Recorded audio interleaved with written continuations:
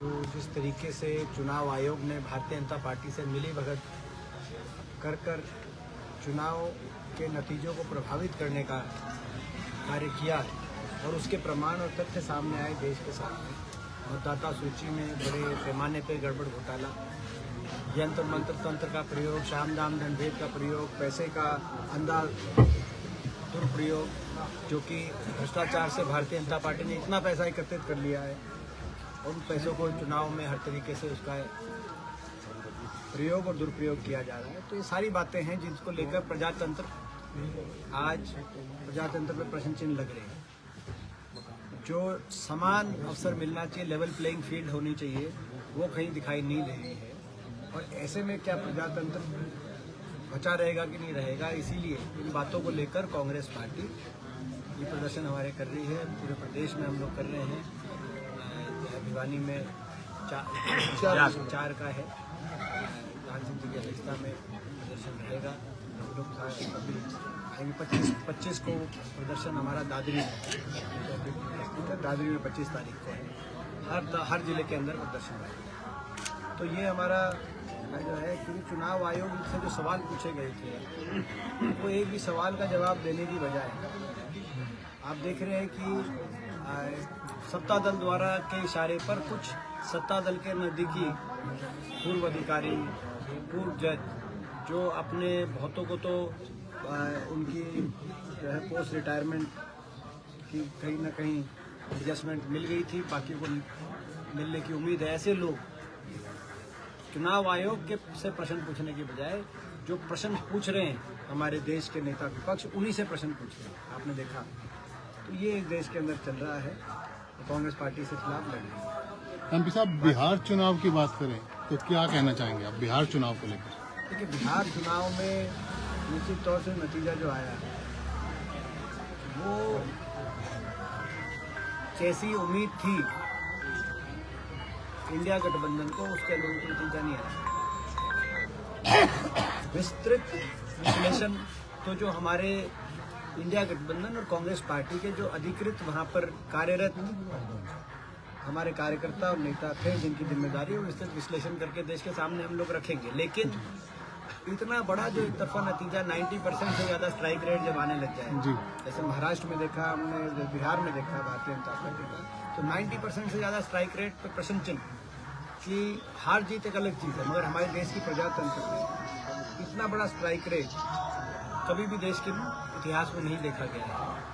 ये एक देश के लिए, सबके लिए एक सोचने का, विचारने का प्रश्न अब ये देखो। इस पे बाकी जो बातें जब हमारा नेतृत्व है वो जब सारी बातें रखेगा, इसके साथ साथ एक दो जो प्रदेश सरकार के बारे में भी आप लोगों से आप देख रहे हैं कि इस प्रदेश सरकार में एक के बाद एक किस तरीके से घोटाले सामने आते हैं। ये डबल इंजन का अर्थ, अब डबल इंजन से प्रदेश को लूटना हो गया, ऐसा दिखाई देता है। इसका ताजा उदाहरण आपने देखा कि धान घोटाला, जो बड़ा भारी को घोटाला, आज कई अखबारों में प्रकाशित हुई खबर कि 40% तक जो भ्रष्टाचार का जो वहाँ पे जो फिजिकल वेरिफिकेशन करी पाई जाए, तो 40% तक उसमें वो गायब पाए, 40%। और यही कारण है जो मैं शुरू से एक बात कह रहा हूँ और हम लोग कह रहे हैं शुरू से कि इस सीजन में आप सबको जानकारी है कि काफी व्यापक वर्षा हुई थी और बारिश की वजह से, जल भराव की वजह से पैदावार घटी थी। आप किसी भी किसान से पूछो, धान की बात रहो, बाकी फसलों की बात हो, तो पैदावार घटी। एक और तो पैदावार घटी प्रत्येक खेत में आप देखो, और पूरे प्रदेश में रिकॉर्ड खरीद हुई। ये समझ में नहीं आ रहा था। और किसान को तो एमएसपी भी नहीं मिली, उसको कट लगा, धान पे भी, कपास पे भी, बाजरा पे भी है, और बाजरा खरीदा ही नहीं। और जो भाव है, बाजरा खरीदा नहीं, धान पे 400 रुपए का कट, 500 रुपए नमी को दिखा दिया। तो किसान को तो एमएसपी की कटौती का सामना करना पड़ा, पैदावार घटी, उस बात का सामना करना पड़ा। और दूसरी ओर खरीद दिखा दी गई प्रदेश से आज तक की रिकॉर्ड, और अब दिख रहा है 40% तक जो जहाँ पे रिपोर्टिंग हुई है वहाँ पर राइस मिलर्स और कई बहुत सारे बिचौलियों के साथ सरकारी अफसर मिलकर 40% तक वो है ही नहीं, और दूसरे प्रदेशों से दिखाई गई है कई जगह है ही नहीं। इस तरह की बातें सामने आई। करनाल में 40% का मैं उदाहरण दे रहा हूँ, मतलब आप समझ सकते हो कि बाकी प्रदेश में क्या स्थिति हो, क्या हाल होगा। और इसमें ये जो केवल सरकारी अफसरों तक सीमित नहीं है घोटाला, तार कहाँ तक जुड़े गए हैं इसकी पूरी जांच होनी चाहिए, सीबीआई जांच होनी चाहिए। जो ये धान घोटाला है कि इतने बड़े पैमाने पर किसान के नाम पे कौन लूट गया भाई, कौन से राइस मिलर थे, इन राइस मिलरों की तार किस किस भाजपा के नेता से जुड़ी हुई है, कौन से अधिकारी थे, वो के अधिकारी किस किस नेता से जुड़े हुए हैं। करनाल के अंदर इतना व्यापक, जितना उनका फिजिकल वेरिफिकेशन में है उससे 40% ज़्यादा पेमेंट हुई है। आप अंदाजा लगाओ। तो ये किसान के नाम पे कौन लूट गया और कौन लूट रहा है, तो ये एक बड़ा घोटाला सामने आया है। दूसरी एक बात जो भी हमारे ये बता रहे थे हमारे अध्यक्ष जी, जो एचटेट में इस बार ये जो बात आई है प्रमुखता से आज छपी भी है कि एचटेट के तैयार और घोषित परिणाम में 1284 अभ्यर्थियों का आया अंतर। आप अंदाजा लगाओ कि कितनी अंधेर नगरी चल रही है। 1284 अभ्यर्थियों का अंतर आया, आप अंदाजा लगा के। और इसमें जो प्रश्न जो उठ रहा है कि आखिर संशोधित करने की नौबत क्यों आई, जो पहले से जो परिणाम तैयार हुआ था वो किस आधार पर संशोधित किया गया, जबकि पूरी कैमरे में पूरा परिणाम पूरी तरह से लगाया नहीं जो है लगाया नहीं। अच्छा, बाहर से पेपर तैयार हुए, अलग फॉर्म ने पेपर लिए, अलग फॉर्म ने परिणाम तैयार किए। 4 बार रिजल्ट को वेरीफाई किया गया, तो नए साइट से परिणाम किस लिए तैयार किया गया। तो बहुत से प्रश्न आ रहे हैं, ये प्रश्नों को सरकार जवाब दे।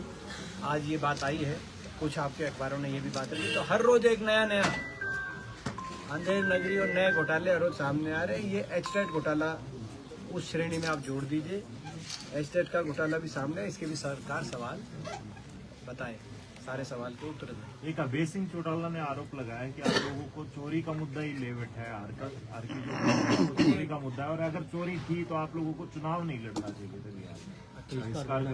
अच्छा, तो भाई जो जिस पार्टी का को जनाधार ना बचाओ हरियाणा में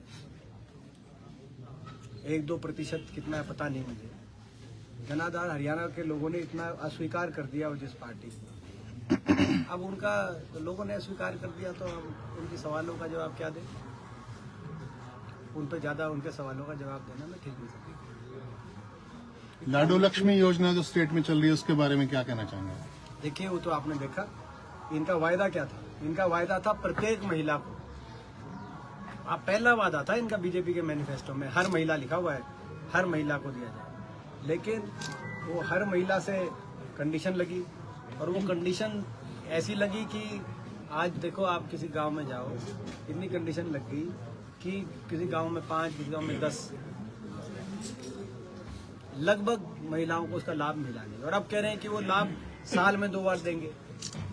ये कथनी और करनी में इनके कितना अंतर रहता है। ये जो लाडो लक्ष्मी योजना हरियाणा के अंदर लागू की गई है, उसका जीता जाता सब ऐसा वाला मुद्दा भी दोबारा उठ रहा है, सरकार आई सरकार गई लेकिन पानी अभी तक नहीं जाने को मिला, तो आप क्या कहेंगे? देखिए, ये जिम्मेदारी केंद्र सरकार की है।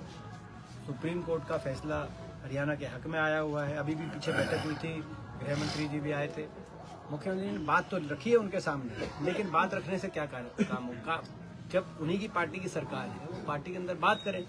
अधिकार हक हरियाणा का है, और सुप्रीम कोर्ट ने फैसला किया, और वो फैसला कौन लागू कराएगा?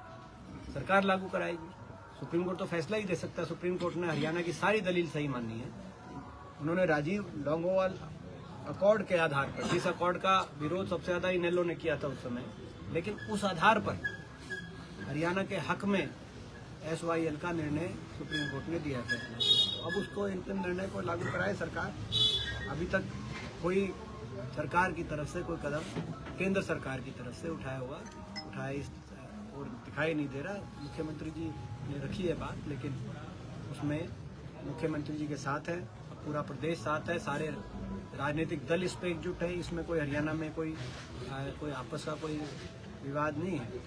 और तब से हम, जब ये फैसला आया था खट्टर साहब मुख्यमंत्री थे, तब कांग्रेस पार्टी ने कहा था, बाकी दलों ने भी कहा था, आप समय लो। हुड्डा साहब ने असेंबली में भी कहा था कि आप समय लीजिए, प्रधानमंत्री भी, और सारे चलेंगे, एकजुटता से चलेंगे, सारे सांसद, सारे विधायक, सारे दल एकजुटता से चलेंगे कि हरियाणा के हक का पानी उसको मिले और आप लागू कराओ इस फैसले।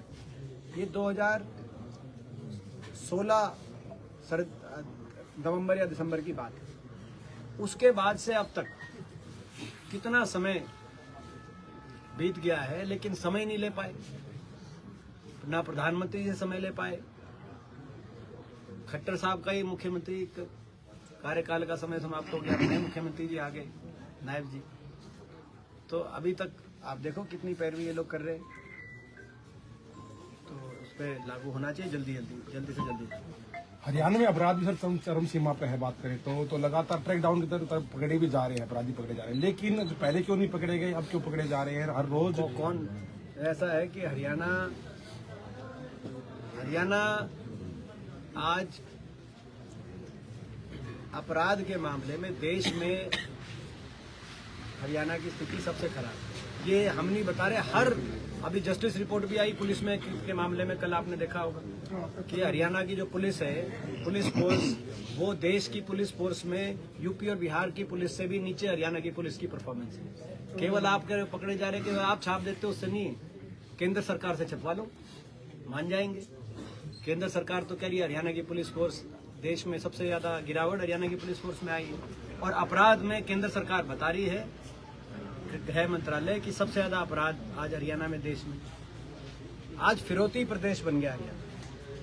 आज ऐसी स्थिति आ गई कि एडीजीपी और एसआई लेवल के अधिकारियों को सुसाइड करना पड़ रहा है। ये पुलिस के अंदर क्या स्थिति बन रही है, हरियाणा की पुलिस के अंदर, पुलिस फोर्स के अंदर, कितनी चिंता की बात है प्रदेशवासियों के लिए। कोई नागरिक अपने आप को सुरक्षित नहीं महसूस कर रहा। आप चेक करो भिवानी में कितने डॉक्टरों, कितने व्यापारियों, और पूरे प्रदेश में चेक करो जिनके पास फिरौती आई हुई है, वो अपने बेचारे कहीं विदेशों से आ रही है फिरौती, कहीं जेलों से आ रही है फिरौती, और वो बेचारे अपना पीछा छुटाता घूम रहे हैं, और पुलिस के अंदर ऐसे अधिकारियों को ढूंढते घूम रहे हैं जो सेटलमेंट कराएंगे।